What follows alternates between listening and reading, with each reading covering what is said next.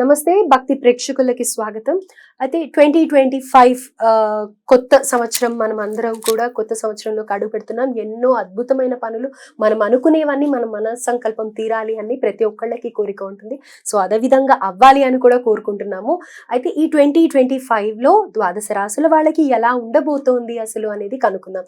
మనది 2025 ఉగాది నుంచి మనం మన రాశులు చెక్ చేసుకుంటూ ఉంటాం. కానీ ఇప్పుడు కొంచెం త్వరగా ఇంగ్లీష్ క్యాలెండర్ ప్రకారం కూడా అందరు చూసుకుంటూ ఉన్నారు కాబట్టి అందరికి తగినట్టుగా ఎలా ఉండబోతుంది అనేది మనతో డిస్కస్ చేయడానికి ప్రస్తుతం మనతో పాటు మన స్టూడియోలో ఆస్ట్రాలజర్ అనుపమ గారు ఉన్నారు. వారితో మాట్లాడి ద్వాదశ రాశుల వివరాలు తెలుసుకుందాం. నమస్కారం. నమస్తే అండి. సో లాస్ట్ రాశి మీన రాశి, వీళ్ళకి ఎలా ఉండబోతోంది 2025 జనవరి నుంచి డిసెంబర్ వరకు? ఎందుకంటే లాస్ట్ ఇయర్ కొంచెం బాగాలేదు అన్నది విన్నాము, కానీ ఈ ఇయర్ హోప్ఫుల్లీ బాగుండాలి అని అనేసి అనుకుంటున్నాను. డెఫినెట్ గా ఎలా ఉండబోతుంది అంటారు? మీనరాశి వాళ్ళు స్వతహాగా చాలా ఇమోషనల్ పర్సన్స్ ఉంటారనమాట. అంటే వీళ్ళని కొద్దిగా ఏదన్నా ఇమోషనల్ గా మాట్లాడినా కూడా వీళ్ళ కళ్ళల్లో నుంచి నీళ్ళు వచ్చేస్తూ ఉంటుంది. చాలా సాఫ్ట్ నేచర్డ్ పీపుల్ ఉంటారు జనరల్ గా మీనరాశి వాళ్ళు. సో అలాంటి మీనరాశి ఇప్పుడు ఏలినాటి శని ప్రభావంలో ఉన్నారు. ఏలినాటి శని ప్రభావమే కాకుండా గత 18 months నుంచి కూడా, ఆర్ లెస్ దాన్ 18 months అనుకున్న 1 year 1.5 year నుంచి చూసుకున్నా కూడా జన్మ రాహు సంచారం జరుగుతుంది. అంటే మీనరాశిలోనే రాహు సంచారం జరగడము, వ్యయంలో శని సంచారము, సప్తమంలో కేతు, తృతీయంలో గురు సంచారం. ఇది కరెంట్ ట్రాన్సిట్ అన్నమాట. మనకి మే వరకు కూడా మనకి ఇదే ట్రాన్సిట్ కనిపిస్తూ ఉంటుంది. సో అలా చూసుకుంటే పాపం వీళ్ళు దాదాపుగా అన్ని రకాలుగా కూడా కొద్దిగా రిలేషన్షిప్స్ లో ప్రాబ్లమ్స్ ఫేస్ చేస్తూనే ఉన్నారు, ఫైనాన్షియల్ గా ప్రాబ్లమ్స్ ఫేస్ చేస్తున్నారు, జాబ్స్ పరంగా కూడా సడన్ గా అయోమయమైన పరిస్థితుల్లోనే ఉన్నారనమాట. ఈ గ్రహాలు ఏవి కూడా వీళ్ళకి అనుకూలంగా లేదు. ద్వాదశ రాశుల్లో కంపేర్ చేసుకుంటే మీనరాశి వాళ్ళకి అంత అనుకూలత లేదు. ఇయర్ కూడా అంతే అంటారా? ఫస్ట్ హాఫ్ ఇయర్ కొద్దిపాటిగా అట్లాగే ఉంది. అండ్ అందరికీ అంతే కదా, ఎందుకంటే వరకు అవును. ఎందువల్ల అంటే మనకి ఈ 4 గ్రహాలు కూడా ఒక 1.5 month గ్యాప్ లోనే చేంజ్ అవుతుంది. ఇమ్మీడియట్ గా గురువు మారేటట్టు కూడా లేదు. మే 14 గురువు మారడము, రాహుకేతువులు 18 మారడం, మే 18, మార్చి 29 శని మారడం. సో అన్ని కూడా ఒక 1.5 month గ్యాప్ లోనే. కాబట్టి ఆ ఫస్ట్ 6 months కొద్దిగా ప్లానెట్స్ అడ్జస్ట్ అవ్వడానికి కూడా మనకి కొంచెం టైం పడుతుంది. అండ్ అందులో ఈ మీనరాశి వాళ్ళు ఈ ద్వాదశ రాశుల్లో కంటే కూడా ఇంకెక్కువ జాగ్రత్త వహించాలి ఈ 2025 లో. ఎందువల్ల అంటే మనకి ఈ గ్రహణాలు ఏర్పడేటివి కూడా మీనరాశి కన్యరాశి యాక్సెస్ లో గ్రహణాలు ఏర్పడుతున్నాయి. షష్టగ్రహ కూటమి కూడా మీనరాశిలోనే జరుగుతుంది.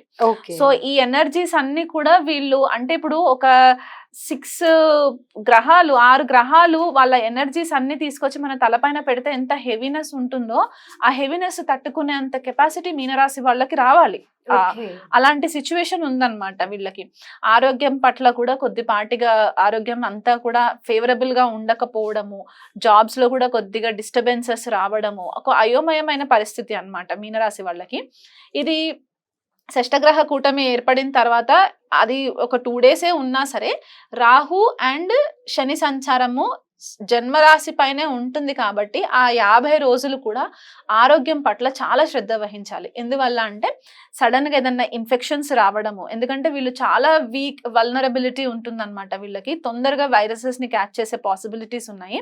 సైనస్ ఇష్యూస్ రావడము, నేసల్ ప్రాబ్లమ్స్ రావడము, కంజెషన్ జరగడము, లేకపోతే సడన్ గా ఎవరికైనా హార్ట్ ప్రాబ్లమ్స్ ఉంటే వాళ్ళకి సడన్ హార్ట్ అటాక్స్, కార్డియాక్ అరెస్ట్లు రావడము, ఇట్లాంటివి కొన్ని మనకి మీనరాశి వాళ్ళకి కనిపిస్తుంది బిగినింగ్ ఆఫ్ 2025.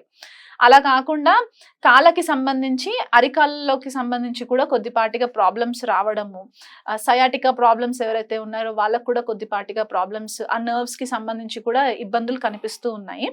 అలా కాకుండా ఫిజికల్ గా ఇబ్బందులు లేవు అని అనుకుంటే వీళ్ళకి రిలేషన్షిప్ లో ప్రాబ్లమ్స్ రావడం, ఎందుకంటే సప్తమంలో కేతు సంచారం జరగడము మిడ్ ఆఫ్ ద ఇయర్ వరకు, మే వరకు కూడా. తర్వాత కేతు షష్టంలోకి మారిన తర్వాత అప్పుడు కొద్దిగా ఫేవరబుల్ రిజల్ట్స్ వచ్చే ఛాన్సెస్ కనిపిస్తున్నాయి. ఎందుకంటే ఎందుకంటే రాహు వ్యయంలోకి వెళ్ళి కేతు షష్టంలోకి వచ్చిన తర్వాత ఏమవుతుందంటే ఈ జాబ్ పరంగా దూరదేశ ప్రయాణాలు జరగడము సడన్ గా, దానివల్ల కొద్దిగా ఫ్యామిలీ తోటి డిస్కనెక్షన్ రావడము, అంటే అది ఒక పాజిటివ్ లాగే కన్సిడర్ చేసుకోవచ్చు కదా, ఒక స్టెప్ ముందుకు వెళ్ళినట్టు కెరియర్ పరంగా. కొంచెం రిలీఫ్ ఎన్ని రోజుల నుంచి ఫేస్ చేసిన troubles at least career wise education wise పక్కకి. అవును, సో అలా కొద్దిగా ఛాన్సెస్ కనిపిస్తున్నాయి. చతుర్థంలో గురు సంచారం జరుగుతుంది వీళ్ళకి ఎప్పుడు మే 14వ తేదీ తర్వాత. సో అప్పుడు ఈ గృహానికి సంబంధించి మార్పులు చేయడము, ఏదైనా కొత్త వస్తువులు ఇంటికి సంబంధించి ఆర్గనైజ్ చేసుకోవడానికి అని చెప్పి డబ్బు ఖర్చు పెట్టడము, లేకపోతే ఏదైనా రెనోవేషన్స్ చేయడము, రిపేర్స్ చేయడము. ఆ రెనోవేషన్ చేసినప్పుడు ఏమవుతుందంటే ఒక న్యూ ఎనర్జీ వచ్చే పాసిబిలిటీస్ కనిపిస్తున్నాయి కాబట్టి దాని కోణంలో డబ్బులు కొద్దిగా ఖర్చు పెట్టే పరిస్థితులు గోచరిస్తున్నాయి. వీళ్ళకంటే చిన్న వాళ్ళు ఎవరైతే తోబుట్టువులు ఉంటారో వాళ్ళ కోసం వీళ్ళు ఏదైనా ఒక పాజిటివ్ గా హెల్ప్ చేయడము, లేకపోతే వాళ్ళ నుంచి వీళ్ళకి హెల్ప్ రావడము, ఇలాంటివి కూడా కనిపిస్తున్నాయి. ఫారెన్ కనెక్షన్స్ ఎక్కువ అయ్యే ఛాన్సెస్ ఉన్నాయి అన్నమాట మీనరాశి వాళ్ళకి.